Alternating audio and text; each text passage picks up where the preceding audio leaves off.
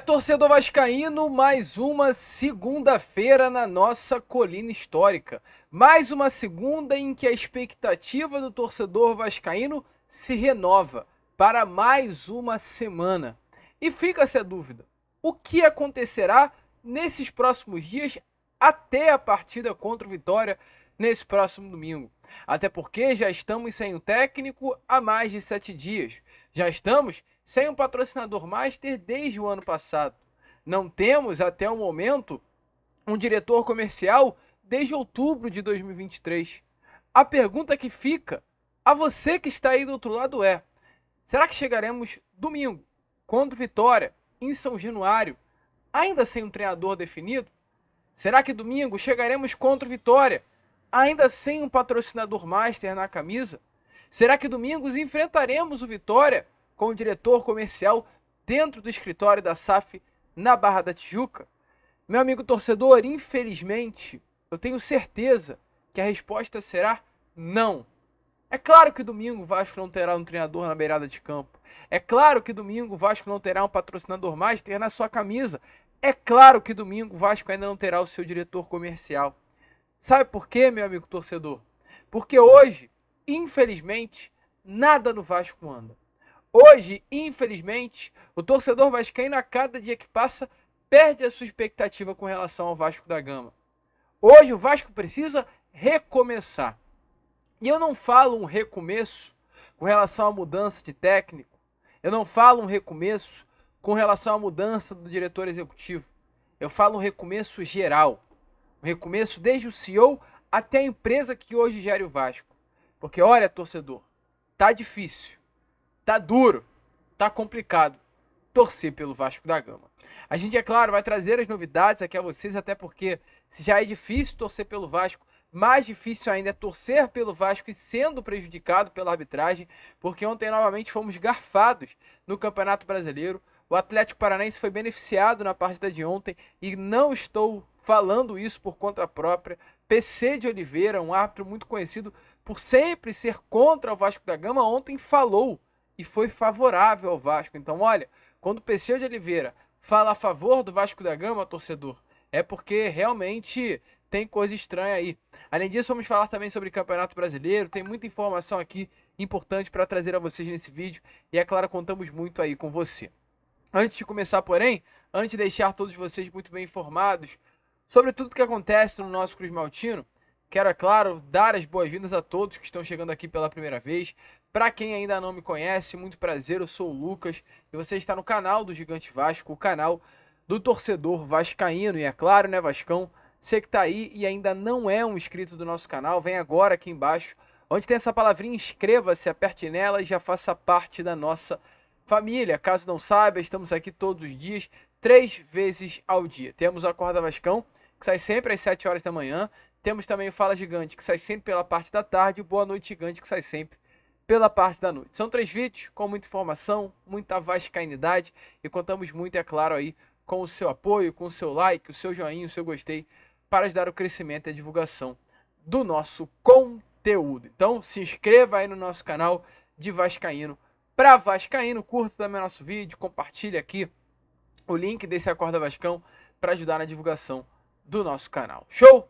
Vambora então, né? Agora sim, sem muita enrolação, falar logo de Vasco, porque ontem, infelizmente, contra a equipe, né, do Atlético Paranaense dentro da Arena da Baixada, o Vasco foi derrotado.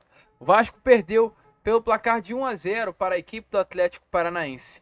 Um jogo em que o Vasco, na segunda etapa, até de forma surpreendente, foi bem. O Vasco conseguiu equilibrar o jogo, conseguiu ser até superior em alguns momentos do segundo tempo sobre a equipe do Atlético Paranaense. Ficou perto de chegar ao gol se fosse um pouquinho mais efetivo e tivesse um pouquinho mais de qualidade nas peças à disposição do técnico interino Rafael Paiva. Porém, o que aconteceu no final de tudo foi a derrota. E foi uma derrota que marcou. Uma derrota que deixa o Vasco da Gama como um clube que, nesse momento, das 5 primeiras partidas, tem 4 derrotas. São 3 pontos conquistados em 15 disputados. O Vasco no ano passado sofreu para não cair. Hoje, o início do Vasco no Brasileirão é pior do que o início do Vasco no ano passado. O Vasco, para você ter noção, torcedor vascaíno, perde 4 das 5 primeiras partidas de Campeonato Brasileiro pela primeira vez desde 1970. Em 1970, o Vasco, à época, acabou inclusive perdendo os 5 primeiros jogos do campeonato que à época se chamava Robertão. Na era, né, desse Campeonato Brasileiro que sempre aconteceu, o Robertão em 1970, o Vasco perdeu os 5 primeiros jogos. Após 1970, jamais algo parecido aconteceu. E o Vasco entra no ano de 2024 perdendo 4 das 5 primeiras partidas após passar por um perrengue grande no ano passado. E não aprendeu nada. Não aprendeu nada. Se a gente olha hoje para a tabela do Campeonato Brasileiro, a gente vê um Vasco no Z4 com 3 pontos conquistados, acima de Vitória, de Atlético Goianiense e de Cuiabá. Sendo que o Vasco é o único desses 4 últimos clubes que já tem 5 partidas. O Vitória não tem 5 partidas, o Atlético Goianiense não tem 5 partidas e o Cuiabá não tem 5 partidas. Então, assim, olha que loucura. Olha onde está o nosso Vasco. E não bote a culpa em si na diretoria, no departamento de futebol. Ao meu ver, hoje, o grande culpado por esse momento do Vasco tem nome e sobrenome. 777 Partners. Eu vou fazer questão de falar sobre isso, gente. Porque não é normal. A gente olha para a mesma tabela do Campeonato Brasileiro e deixa de olhar para a parte de baixo. Olhe para a parte de cima. A gente vê que os 5 primeiros colocados do Brasileirão é Atlético Paranaense com 10, Bahia com 10, Botafogo com 9, Atlético Mineiro com 9 e Bragantino com 9. Eu quero te fazer uma pergunta agora, rápida. Pensa rápido aí. O que tem a ver 4 desses 5 primeiros times? Pensou? Não pensou? Quer que eu te responda? Dos 5 primeiros times, 4 são sociedades anônimas do futebol. O Bahia é uma SAF, comprada pelo Grupo City. O Botafogo é uma SAF, comprada por John Textor. O Atlético Mineiro é uma SAF, gerida pelos 3Fs. O Bragantino é uma SAF, gerida pelo Red Bull Bragantino. Você acha que o problema é SAF? Assim, pergunta na boa. Você acha mesmo que o problema é uma SAF? Você acha mesmo que o problema foi o Vasco ter se transformado em uma sociedade anônima do futebol? É claro que não. O problema hoje é onde está nas mãos, aonde que o Vasco da Gama, né, está nas mãos. De quem o Vasco da Gama está nas mãos? De um grupo incompetente, de um grupo que não sabe gerir o Vasco da Gama, de um grupo que não sabe nada de futebol e de um grupo caloteiro. Vou falar caloteiro. Está devendo aí 1 bilhão e 700 milhões de reais para uma empresa de empréstimo nos Estados Unidos. Um grupo que nesse momento está na Suprema Corte de Nova York por fraude. Esse é o grupo hoje que gera a nossa maior paixão. E aí chega um momento, torcedor, que a gente tem que falar. E ao meu ver, não posso mais deixar de falar sobre isso. Não posso ocultar isso que vem acontecendo. Não posso. É o meu dever nesse momento falar da 777. Queira ou não, seja maneiro ou não, seja legal ou não, você apoia ou não, a gente tem que falar e eu vou falar. A 777 hoje é maléfica ao Vasco. E me preocupa. O que poderá acontecer se esse grupo não sair o quanto antes? E a cada dia que passa, a gente começa a ver mais besteira. Por exemplo, deixa eu te falar. Lá na venda do Vasco da Gama, houve um grande responsável pela venda ali dentro do corpo jurídico à época. Tínhamos o Salgado como presidente da diretoria administrativa, Carlos Roberto Osório como primeiro vice-presidente geral, e tínhamos como vice-presidente de finanças José Carlos Bulhões. O Zeca Bulhões, mais conhecido, que em diversos momentos apareceu na Vasco TV, inclusive tem um vídeo de Zeca Bulhões na Vasco TV tirando dúvidas, né, sobre a venda do Vasco da Gama, falando sobre a 777. E uma das empresas que ajudou a venda do Vasco da Gama foi a Matix Advisors, uma empresa que tinha como sócio Danilo Caixeiro e Tairo Arruda. Essa mesma empresa que eu estou falando aqui a vocês, que é a Matix Advisors, ajudou o Vasco a ir ao mercado e buscar uma empresa que pudesse comprar a SAF do Cruz Maltino. E esses dois, Danilo Caixeiro e Tairo Arruda, à época sócios da empresa, ajudaram a venda. Inclusive, um dos consultores do negócio com o grupo norte-americano disse que se surpreendeu com o projeto da SAF do Vasco. De acordo com um dos dois sócios, o projeto do Vasco com o grupo norte-americano da SAF é um projeto muito bem desenhado. Sabe por que eu tô falando isso a vocês?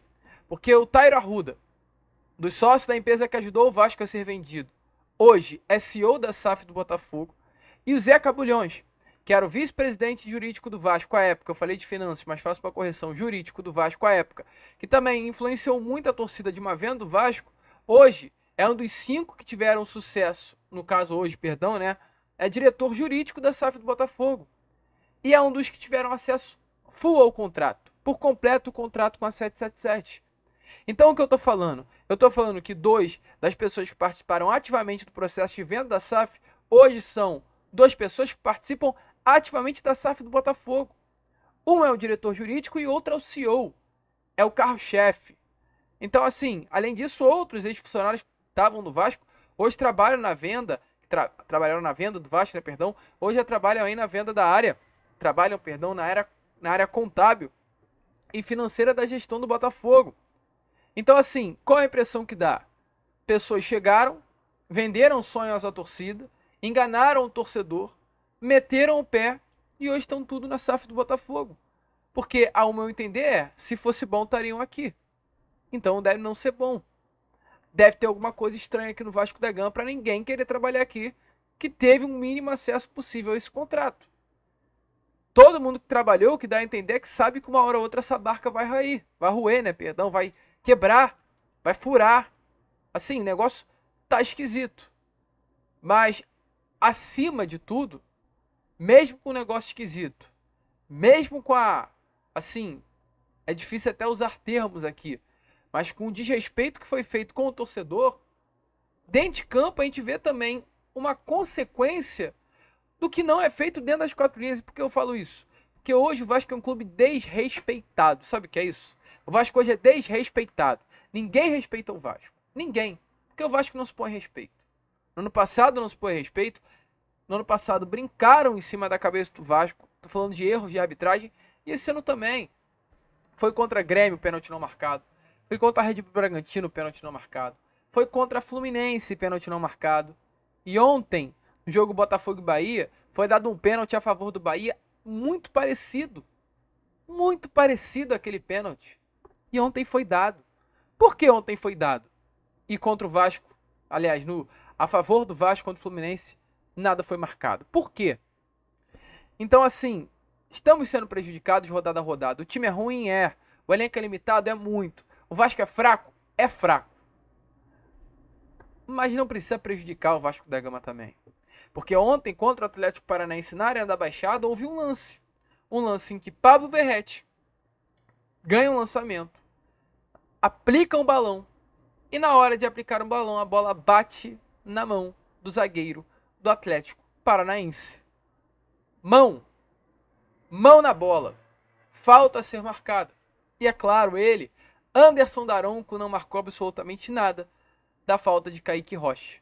E PC de Oliveira, um profissional ex-arbitragem, que a gente tanto criticou, tanto reclama, tanto fala, ele falou ontem no Troca de Passes do Sport TV. E olha, vascaíno, para ele houve a mão clara, nítida, e foi um lance para expulsão. E por que eu quero falar isso com vocês? Que a partir do momento que PC de Oliveira, meu amigo, ele é a favor do Vasco, é que foi realmente um lance muito louco, um lance muito claro, e o Vasco foi muito prejudicado. Dê uma olhada aí nas palavras do PC. Não, aí o Léo Godoy já chegou. Mas na hora do toque, vou pedir até para parar. O lance é difícil, né? O lance é difícil, mas a hora do toque a gente para. Aí, dá um toque aqui, a gente parou. Ele ia sair na cara do gol. É um totozinho só, não é uma bola pro centro do campo, eu tô saindo da direção do gol. E a direção do drible é pra limpar a jogada, é pra ele só poder um ficar cara a totozinho cara para dele. limpar. E a partir da mão, e a partir da mão do defensor... Ele ia ficar sob o domínio da bola, né, Felipe? Totalmente. E a regra fala que além da questão, é o domínio ou a possibilidade... Ele já estaria dominando. Ou a possibilidade, ele já dá um totó e a gente para. Vou pedir para parar, por favor, na hora do contato, olha só. Ele dá um totozinho, paramos aqui. Cara, se essa bola não bate, né? Desculpa o cara, viu? É só a expressão aqui, né?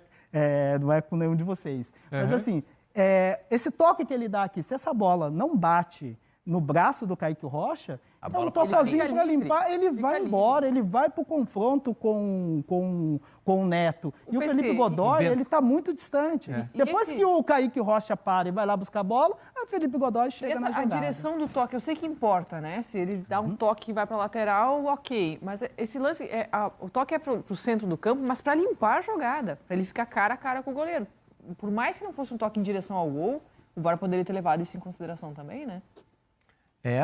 É isso, é difícil o lance, mas Eles tiveram a leitura do Felipe lá, ué. eu tive a impressão, eu fiquei com o pessoal do VAR, eu acho que a interpretação também E eu valia, coloco até uma pimenta dentro dessa avaliação. Se o Daronco marca a falta, o assistente que deveria ter marcado a falta, né? Erro Esse é um erro gravíssimo. claro, né? Esse é um erro claro. Gravíssimo. A falta tinha que ter sido assistente marcada. de frente. O assistente marca a falta, o Daronco apita. Olha, eu aposto as minhas fichas aqui que era E ele- falta e também cartão acho. vermelho. E dificilmente o VAR buscaria elementos para falar, não, o toque é para o meio. Sim. Porque normalmente quando as avaliações têm sido muito no sentido de sustentar a decisão de campo.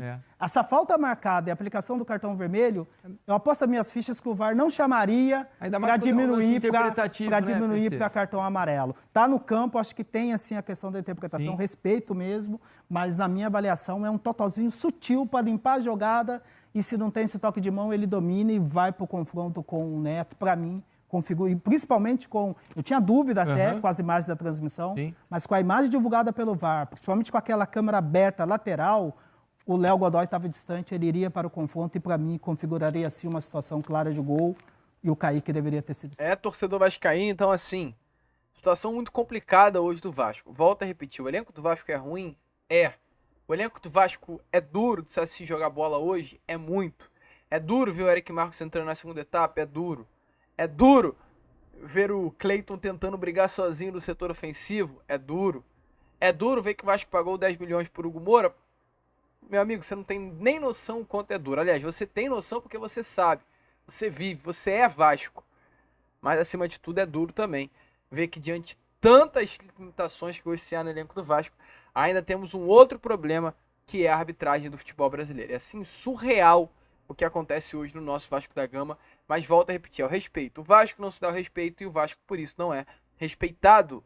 Não se dá o respeito. O Vasco é um clube que pisa na cabeça dele, pois não se dá o próprio respeito. É um clube que internamente não se respeita e automaticamente de fora, meu amigo, ninguém, vai querer também respeitá-lo. É uma situação tensa, é uma situação complicada, é uma situação triste demais a que acontece hoje no nosso Vasco da Gama. E o que eu torço é para que o quanto antes se resolva. E, ao meu ver, nesse momento, não há outra resolução que estão a empresa norte-americana seguindo o seu caminho e o Vasco também seguindo o seu.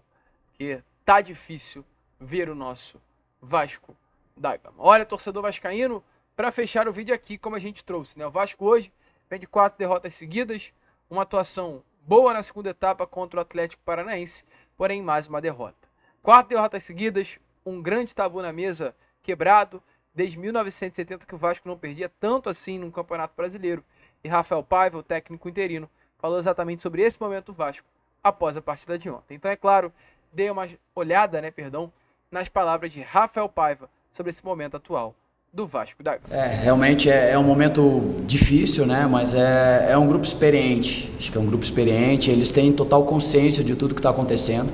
É um grupo que trabalha muito, então não falta trabalho, eles trabalham em alta intensidade, em alto nível, buscam o tempo todo. O Campeonato Brasileiro é um campeonato muito competitivo, né? Muito difícil de se jogar. Eu acho que o jogo contra o Criciúma foi um jogo que saiu um pouco da mão, da normalidade, né? Mas eu acredito que a gente tinha feito um bom jogo contra o Red Bull, o Vasco fez um bom jogo contra o Fluminense, né? Não venceu, isso pesa muito. E a gente tem que trabalhar, não tem o que fazer, a gente tem que trabalhar, a gente tem que se organizar, a gente tem que acreditar, a gente tem que dar a resposta contra o Vitória, e é isso que a gente vai trabalhar para fazer, para tentar dar a resposta agora, buscar as vitórias de novo, buscar o caminho de novo, e temos que ser forte para passar por essa situação difícil. Torcedor vascaíno, então é tenso, é complicado e é torcer para que o Vasco vire essa chave e dê um pouquinho de alegria ao seu torcedor. Mas olha, nós merecemos e merecemos muito, porque o Vasco, infelizmente, está tirando a nossa alegria. A gente fica por aqui, esse foi o nosso Acorda Vascão, apenas o primeiro vídeo desta segunda-feira ainda, voltaremos já, é claro, com o nosso Fala Gigante, teremos também o Boa Noite Gigante na parte da tarde, que não falta informação nessa segunda-feira. Se inscrevam, compartilhem, ajudem o nosso crescimento e, como sempre falamos aqui, saudações vascaínas.